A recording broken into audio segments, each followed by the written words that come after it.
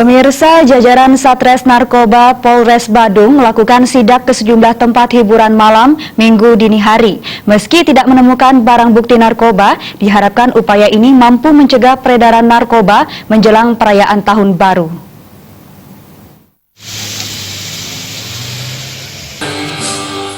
Empat tempat hiburan malam yang disasar jajaran Satres Narkoba Polres Badung bekerjasama dengan Badan Narkotika Nasional Kabupaten Badung adalah tempat hiburan yang ada di kawasan Mengwi dan Kuta Utara. Tiba di lokasi, petugas langsung menggeledah seluruh pengunjung. Penggeledahan tidak hanya barang bawaan, namun juga penggeledahan badan. Penggeledahan dilakukan untuk mencari barang berbahaya berupa narkoba dan senjata tajam. Selain di ruang hiburan, petugas juga menggeledah seluruh ruangan di lokasi tersebut. Di sisi lain, petugas Badan Narkotika Nasional Kabupaten Badung mengambil sampel urin pengunjung dan karyawan tempat hiburan malam. Dari 15 sampel yang diambil, keseluruhannya negatif mengkonsumsi narkoba.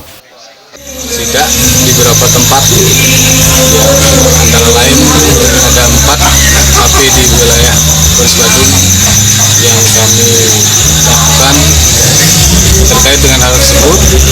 Kami mengambil sampel kurang lebih dari 15 orang, dan setelah kami melakukan pengecekan tidak ditemukan, dalam arti semua pengunjung yang kami lakukan tes semuanya negatif.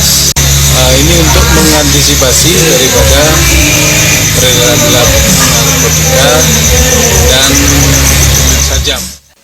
Dari 4 lokasi yang dirahsia petugas, tidak menemukan barang bukti narkoba ataupun senjata tajam. Setidaknya, tindakan petugas diharapkan mampu mencegah peredaran narkoba menjelang perayaan akhir tahun. Tim Liputan, Bali TV.